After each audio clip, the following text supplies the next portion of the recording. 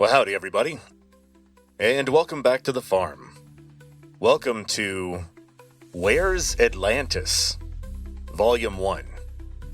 In this short series, we're going to be talking about Atlantis, and where did that idea come from? What does it mean? Was it real? If so, what happened to it? Where are the remains? And why is it important?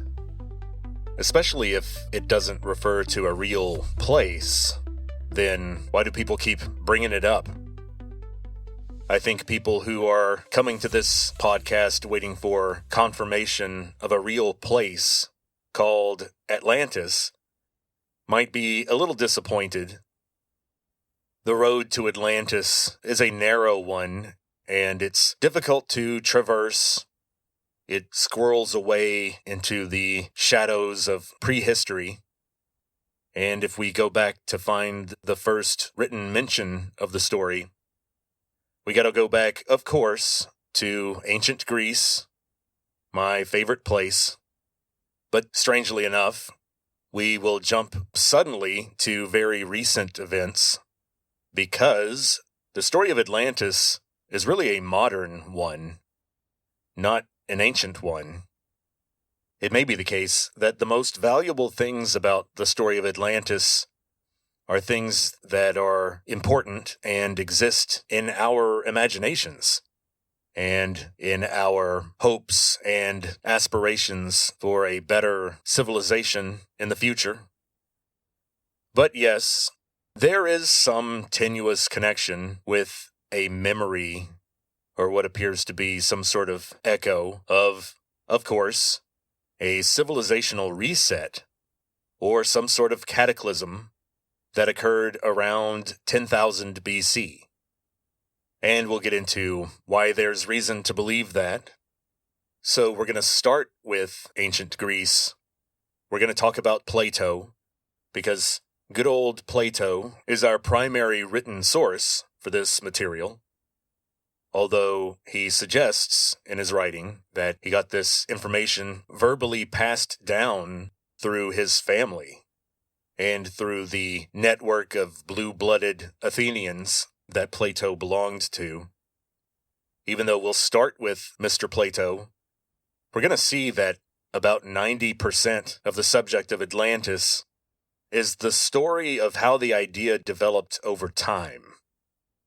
In other words, the story of how the legend of Atlantis came to be in the modern era reveals what Atlantis really is, or at least what elements of the story might be true. Atlantis is a complicated subject, and in order to understand it at all, we're going to have to dive into ancient religions, a little bit of geology and archaeology, and also anthropology and mythology. So the only way to really understand Atlantis is through an ideo-geo-archeo-anthropomythological approach, a new term that I've coined. But first of all, unfortunately, we have to talk about the word itself, Atlantis. Where does that come from? What does it mean? And like roughly half of everything in ancient Western history, it's a Greek word that comes from Greek names that come from Greek written sources. Uh-oh, we know what that music means. We're going down to ancient Greek grammar junction, where every word has a specific function.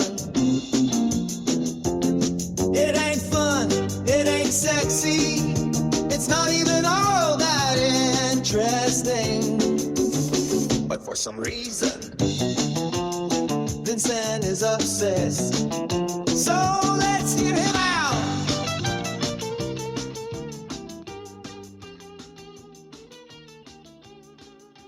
So the place is first mentioned in Greek in one of Plato's dialogues, and it was written Atlantis Nesos, which would mean The island of Atlas. Atlas's island. So Atlantis means of Atlas, which probably sounds familiar, but the Neasos part may not be familiar. Neasos in Greek means island. Neasos is the Greek version of insula, which is the Latin word for island, and the Latin word insula is the ancestor of the Spanish word isla, meaning island. So the Latin version of Atlantis Neasos would be Insula Atlantica. Now, speaking of Neasos, we're going to be talking about the Peloponnesian War. And that's a mouthful. The Peloponnesos, you heard it there, you heard that word at the end. The Peloponnesos was the section of Greece where Sparta was located, and they called it Lacedaemon. And it's really a peninsula. It's kind of an island.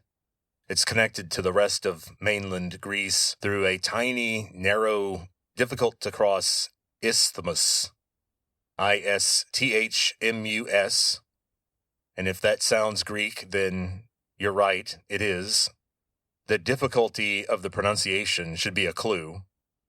It comes from isthmos, which is just a narrow stretch of land. I think we all learned that word in association with Panama. And so Peloponnesos means the island of Pelops. And if you want to get into a bunch of mythology, look up who Pelops was. But enough etymology for now. Just remember that the word island was there right next to the word Atlantis. So later on, when people start talking about Atlantis being an entire continent, that might lead you to think, well, I don't know. There's a big difference between an island and a continent. Although, as you'll see later on, the Egyptian priest describes it as a very, very big island, ridiculously large. So you might conclude that they're just talking about a small continent, kind of like Australia. And this was first mentioned in one of the dialogues, a kind of fictionalized conversation between important people. Plato wrote a lot of these. And of course, the main character in a lot of these dialogues is this guy named Socrates that Plato apparently knew. Now, Plato's an interesting figure because he's not your typical Athenian. Never mind his interest in philosophy. He grew up in an unusual family, and he lived in a very unusual time. A dark time for Athens. Plato lived a long time. He lived to about 80 years old. Think of his life as spanning the late 400s to the mid 300s BC. He was born in 428 BC, and he died in 347. He was born at the very end of the golden age of Athens and its democratic experiment. The democratic revolution in Athens happened almost 100 years before Plato was born. The very end of the 6th century BC was when the revolution began to take off, and Athens had become a full-blown democracy and had overthrown the aristocratic rule of the elites of the time by the very early 400s. And of course, democratic Athens began to interfere in Persian affairs in what is now Turkey, a conflict that boiled down to grain prices. Wheat in the ancient world had the same political and economic value as, say, crude oil in our modern world. So a lot of wars were actually fought over wheat and associated trade routes. And the problem was that Athens, famously, could not feed itself, and so it was constantly having to secure sources of cheap grain, and this drew them into international conflicts. I think, as Americans, that all sounds real familiar. But Athens held its own. The Persians tried to invade and pacify Athens in 490 BC, but they were sent packing. But the Persians, especially under their extremely dramatic and self-important ruler, Xerxes, better known as Xerxes, and more easily pronounced as Xerxes. Xerxes didn't give up, as made famous in the somewhat bizarre and half-fictionalized movie called 300. The Spartans fought against the second Persian invasion, which resulted in the death of Leonidas and his Spartans in 479 BC. After Athens had survived the onslaught of the Persian Empire, it began to rebuild in a very splendid and expensive way. This is when the Parthenon was built. This is also when Athens got a real big ego. The Athenian citizens who had the right to vote for whatever they wanted to kind of lost the plot, and Athens became involved in war with almost every other city-state in Greece. And as I've mentioned before, Athens even tried to invade Sicily. Wild stuff. But all of this happened before Plato was born. Plato's childhood occurred during the peak, bitter, final decades of the Peloponnesian War. And the main thing that you need to know about the Peloponnesian War was it was a league of city-states led by Athens versus a league of city-states led by Sparta. And both factions poured everything they had into that decades-long war. And the war basically destroyed classical Greece. Alexander, and then later the Romans, would sweep in and take over what was left. The Golden Age was over. In 404 BC, when Plato was a very young man, in his 20s, the Spartan League lay siege to Athens. A plague broke out. Athens was forced to surrender. And in 404 BC, the democracy was over. Plato himself was in the Athenian army, but don't picture him fighting like those Spartan hoplites in the movie 300. He wouldn't have been half naked with a giant shield standing shoulder to shoulder with somebody, or in his case, broad shoulder to shoulder with someone. No, that was for the likes of lower-class men like Socrates. Of course, due to the extreme blueness of Plato's blood, which, by the way, is an old phrase that means he was highly aristocratic and perhaps some of his ancestors were a little too closely related, which caused blood disorders, like the famous hemophilia cases in the family of Tsar Nicholas in Russia in the early 20th century. Due to the extreme blueness of Plato's blood, he was a cavalry officer, not a lowly foot soldier. And Plato only served in the last few years of the war because of his young age. When he started riding his horse for Athens, the war was basically over. And it doesn't appear that he encountered any severe combat. So don't picture Plato mowing down Spartans from his horse while it's leaping over burning logs like Maximus in Gladiator. And also remember that the movie Gladiator is set 585 years after Plato's cavalry service. So there's a big cultural and technological difference there.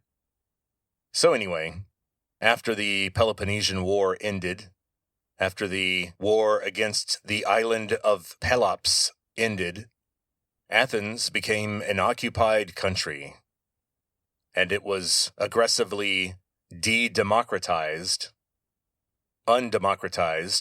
by agents of the Triakonta Tyrannoi, i.e., the 30 tyrants, who were a band of 30 tyrants, as you might guess from the name. They were Athenians, but they were Athenians who were pro-Spartan traitors all along. And when they got their chance to let loose with their real loyalties, they ruled with an iron fist. And you better believe there were some purges. There were some people who had to go.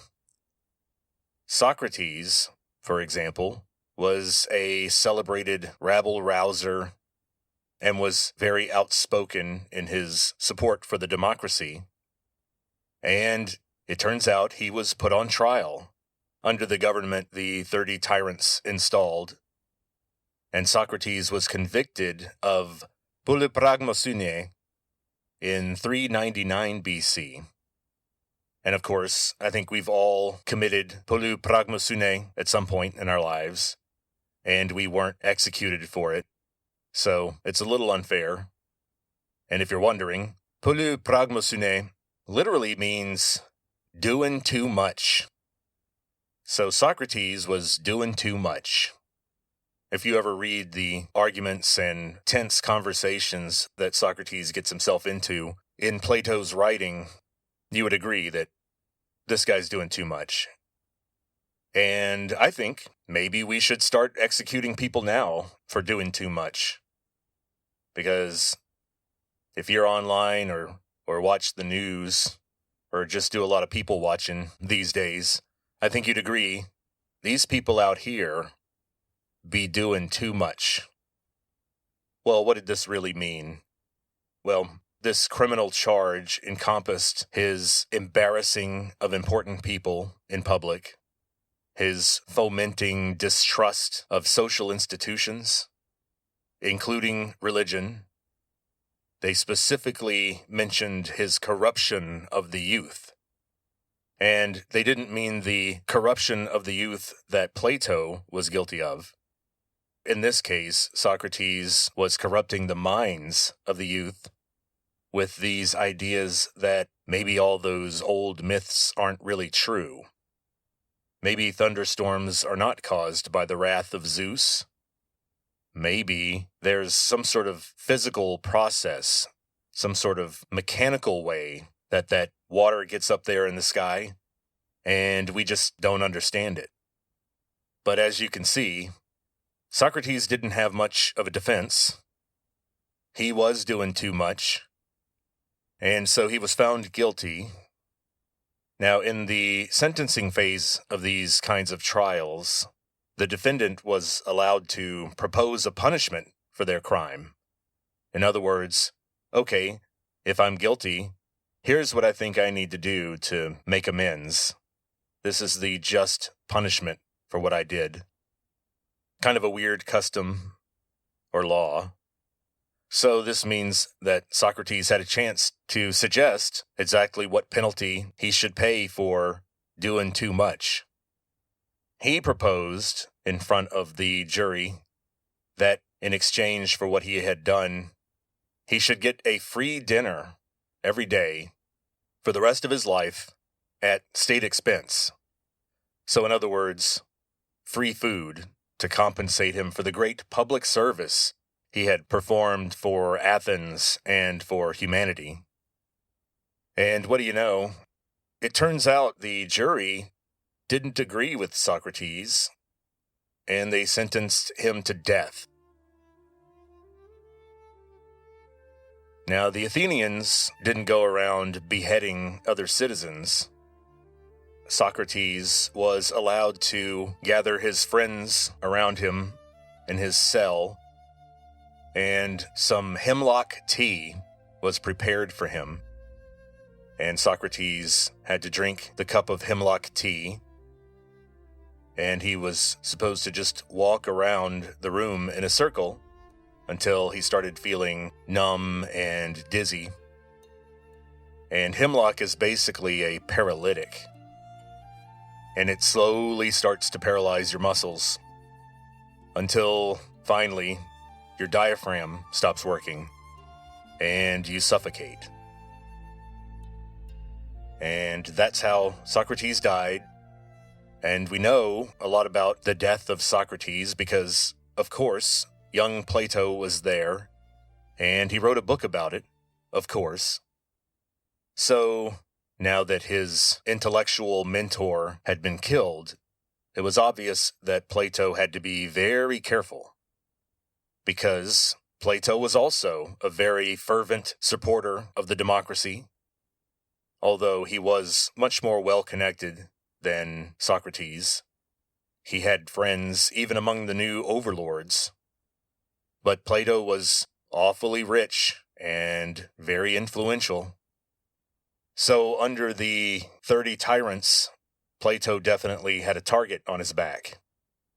And he was completely shut out of any position of power. Plato was no longer a soldier, and he had no hope of a career in politics or law, which would have been the natural or even obligatory pathway for him during the democracy. But now things were very different. Those days were gone. And so, what does a person do when they want to be left alone? When they want to be shunned? When they want to show everyone that they will have zero effect on the real world? So you might as well ignore them. What does a person do when they want that result? Well, you guessed it. They become a philosopher. And so that's just what Plato did. He started writing books, and he opened a school. And note that his branch of teaching had tons of political and religious and moral implications, but they're buried under a lot of reasoning about the immaterial world, the world of ideas, and that's where Plato was comfortable, because it was a very indirect way of commenting on the world and where he thought Athens should go in the future, without becoming directly involved in the politics of the day, which likely would have shortened his life. He lived to a ripe old age precisely because he confined himself to his ivory tower for the rest of his life. And I have to mention that philosophy was a much broader category back then. Originally, based on its original meaning in Greek, it just means the love of learning, or the desire for wisdom. Now, in Plato's time, it had come to mean something a little more narrow. It was a scholar, someone who systematically studied the world. And this would include subjects that we would call history, geography, science, poetry, politics, agriculture. So it was still pretty broad. But Plato was the person who helped define what a philosopher did in the mind of the public. And it was a lot of heady stuff about what is real. How do we recognize chairs when we see them? Why do humans have the capacity for love or language?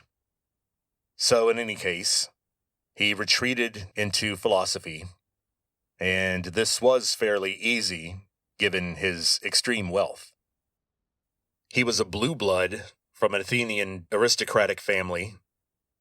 In fact, they owned a huge tract of land, some heavily forested, outside of Athens, called the Academia, and that's where Plato did a lot of his teaching, and that's where we get the word academy from. Plato was also related through his mother to Solon, the legendary early Athenian statesman that I mentioned in other episodes. And Solon is our connection. He's how we got here, talking about Atlantis, because Solon is the guy who heard about Atlantis from an Egyptian priest when he was traveling in Egypt in the early 500s or the late 600s BC. Now, somehow, Plato's aristocratic ancestors were among the very small group that were allowed to live, that survived the massacres that the pro-democracy factions committed around 500 BC when they were establishing the new democracy. By new democracy, I mean the only one we know of up to that point. It was a very new idea. Right around the same time, though, on the other side of the Mediterranean, in central Italy, the Roman Republic was also being formed. So, that era from about 510 BC to 490 BC was a very consequential time in political history. And the pro-democracy factions committed acts of violence that would make the French revolutionaries shudder. Their reign of terror in the 1790s paled in comparison to what Athens went through when it was trying to throw off its old aristocratic roots. And so Plato was a descendant of this narrow band of aristocrats who survived. He lived his life primarily in a destroyed and humbled Athens. Okay, and so now let's talk a little bit about why he's important and why do we know so much about him. He was definitely not the only philosopher of the time. After all, he was born in the middle of a golden era, but there is a definite reason why we know so much about Plato. In fact, scholars estimate that we have pretty much everything he wrote, that his entire bibliography, his entire career in writing, was preserved by scholars in late antiquity. And so, why was this? What is it about Plato that was so special? And what does that have to do with Atlantis? I think the best way to sum up his contribution to literature and philosophy and explain how he connects to our world is to say that The Matrix, that film from 1999, is basically a ripoff of Plato. Plato invented the idea of the Matrix. Now, Plato wasn't familiar with computers or electronics of any kind, so what I'm referring to is the idea that the world is a simulation, that what we see with our eyes, what we can detect in the physical world, is actually just an illusion, and that whatever is real, whatever is really real about the universe, is something we can't really see. It's only something we can reason about. In other words, it's similar to the modern simulation idea. Plato, in the work that we now call The Republic, but a better title might be A Treatise on Justice. But in Plato's Treatise on Justice, he talks about a hypothetical group of people who grew up underground, in a cave, where they never saw the sun. They never saw the world above ground that we see.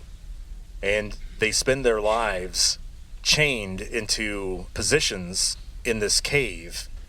And the only thing that they are allowed to see are the shadows from what's basically a puppet show that's put on by people behind them. They're not allowed to see the people who are performing the puppet show, and they can't see the actual puppets. They're only allowed to see how their shadows interact on the cave walls. Plato suggested that that's what a human life is like, that humans really only see shadows of a puppet show that's being put on for us, and we've never seen the actual sun. We've never seen true light. All we've seen are crudely made shadows of what's actually real. So Plato was kind of out there, especially for someone who wrote in the 300s BC. You can probably anticipate that he had some detractors, people who didn't understand his work, or people like Aristotle, who did understand his work but rejected it. Aristotle was much more of a materialist. He thought that the truth could be determined not through rejecting this shadowy material world and retreating into a world of mysticism and reasoned contemplation. Aristotle thought that you get at the truth by taking samples, cutting things apart, looking at what they're made of. A very different approach. And so, is that why Plato was so well copied? Is that why all of Plato's written works were preserved into the modern era? Because he invented the Matrix, and everybody thought that idea was really cool and would make a great movie someday? No, that's not the reason. The main reason why we have all of Plato's works and why we know so much about him is because Plato was a monotheist.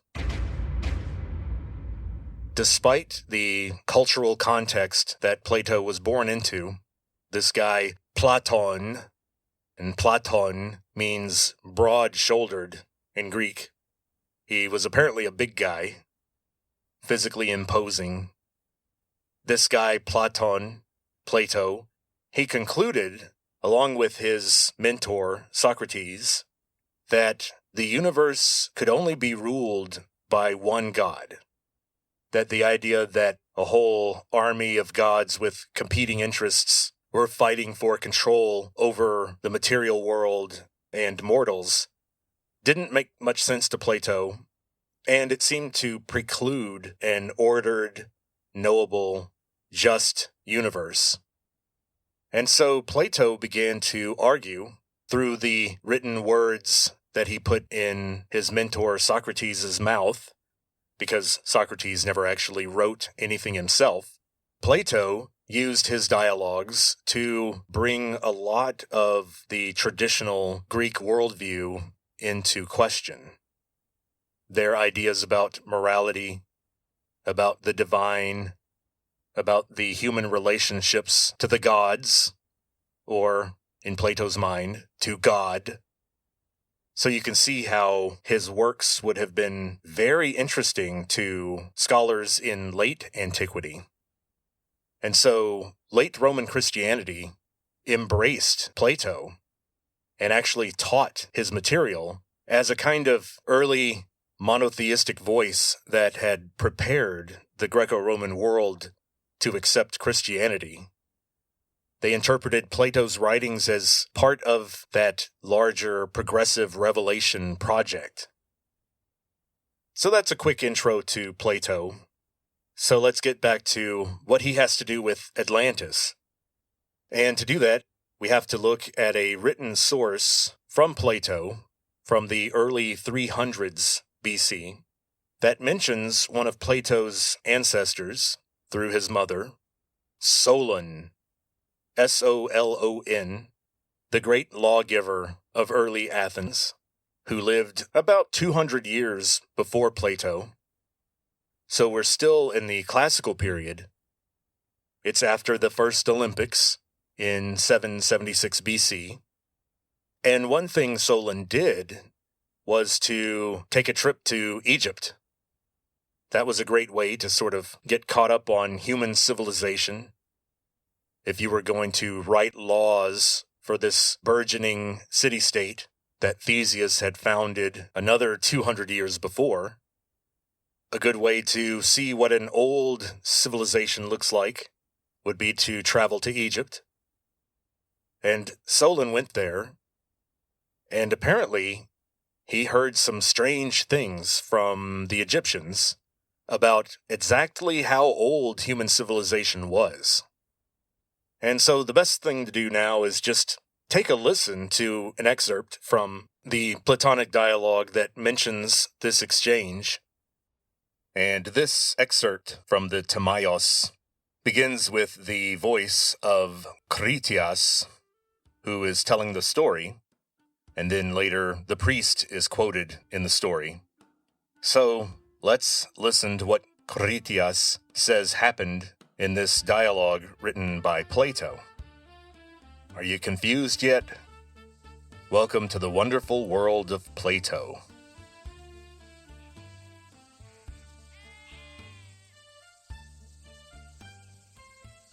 In the Egyptian delta, where the river Nile divides, there is a certain district called Sais, and the great city of the district is also called Sais. This city was founded by a goddess named Neith. They say she is the same goddess whom the Greeks call Athena. These Egyptians are great admirers of the Athenians, and they claim they are related to them in some way. Solon came to this city, and they received him there with great honor. He consulted with the priests of Say, and he questioned those who studied ancient history. Solon quickly learned that neither he nor any other Greek knew anything of consequence about the distant past. On one occasion, to encourage the priests to discuss ancient history, he began to talk about the most ancient subjects known to the Greeks, including Pheronius, who is called the first man, and Niobe, and the survival of Deucalion and Pyrrha after the Great Flood. Solon traced their lineage, reckoned dates, and tried to calculate how many years ago these ancient events happened. At this point, one of the priests, who was very old, said, "O Solon, Solon, you Greeks are nothing but children. There is not an old man among you. In mind, you are all young. There is no old wisdom handed down to you by ancient tradition, nor any philosophy that is not new. And I will tell you why. There have been, and will be again, many destructions of mankind, arising out of many causes. The greatest have been brought about by fire and flood, and other lesser catastrophes had countless other causes. There is a story, which even you know, that once upon a time Phaethon, the son of Helios, yoked the steeds in his father's chariot because he was not able to drive them in the path of his father. Thus he burned away everything on the earth, and was himself destroyed by a thunderbolt. Now this has the form of a myth, but it really signifies a declination of celestial bodies around the earth and a great conflagration of things upon the earth, which recurs after long intervals.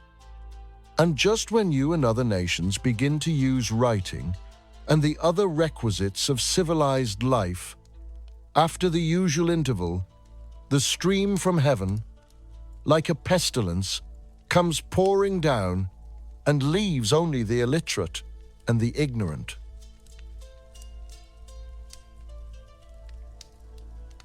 So, you have to begin all over again, like children, and know nothing of what happened in ancient times, neither among us nor among yourselves. As for those genealogies of yours, they are no better than the tales of children. First of all, you remember only a single flood, but there were many previous ones. Second, you do not know that in ancient times the fairest and noblest race of men lived in your lands, and you and your whole city are descended from a small remnant of them who survived. And this was unknown to you because for many generations the survivors of that destruction died, leaving no written word.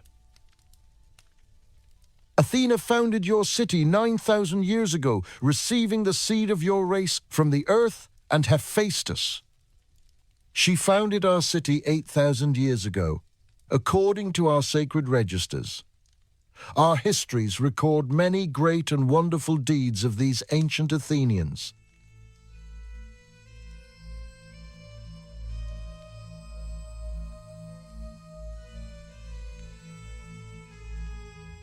But their greatest achievement was to defeat a mighty power which, unprovoked, attempted to conquer all of Europe and Asia. This invader came from the Atlantic Ocean. In those days, men could cross the Atlantic. And, just outside the Pillars of Hercules, there was an island larger than Libya and Asia combined. Now, on this island of Atlas, there was a great and wonderful empire which ruled over that island and several others, and over parts of the continent. This vast power, gathered into one, attacked our country and yours. And then Athens shone forth in her virtue and strength. She was the leader of the Greeks. And when the other states fell, Athens stood alone. But she defeated the invaders and rescued other states from slavery, liberating all the rest of the Mediterranean. After this, there were violent earthquakes and floods. And in a single terrible day and night, all your warlike men in a body sank into the earth, and the island of Atlas also disappeared into the depths of the sea. This is why the ocean in those parts is still impossible to cross, due to shoals of mud in the way. This was caused by the sinking of the island.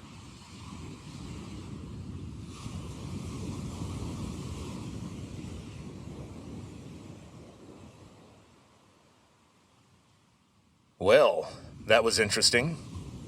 And don't think for a second that I'm not going to make a big deal out of the whole 9,000-year interval and the series of great floods and cataclysms, and how the Egyptian priest interpreted older myths as being the crude representations of celestial events.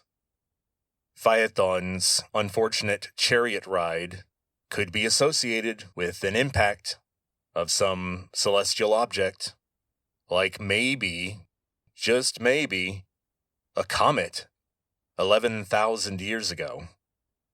That would definitely make an impression. And we know humans were around at the time.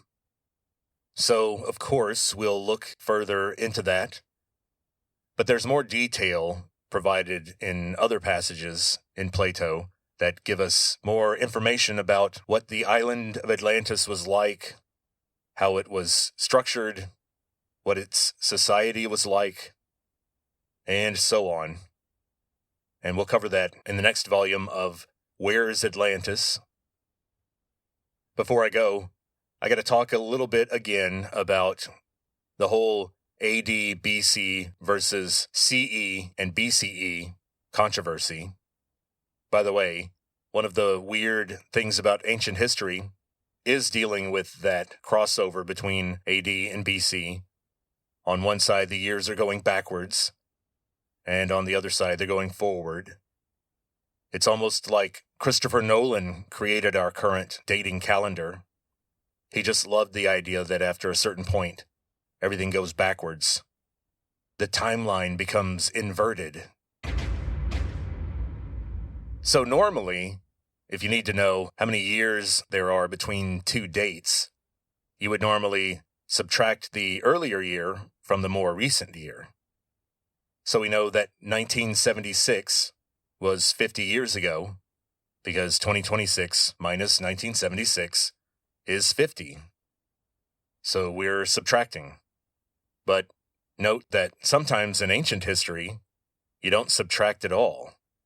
You have to add the years together to find out how far apart they are. So, for example, Earlier in the episode, I talked about how Maximus and Plato are about 585 years apart. And I know that because 180 AD plus 405 BC is 585. And recall that I deliberately don't use CE and BCE, and this has nothing to do with having any faith in a risen Christ. It's just that it doesn't make sense to switch to CE and BCE. We all know what that date means, to steal a bit from Louis C.K.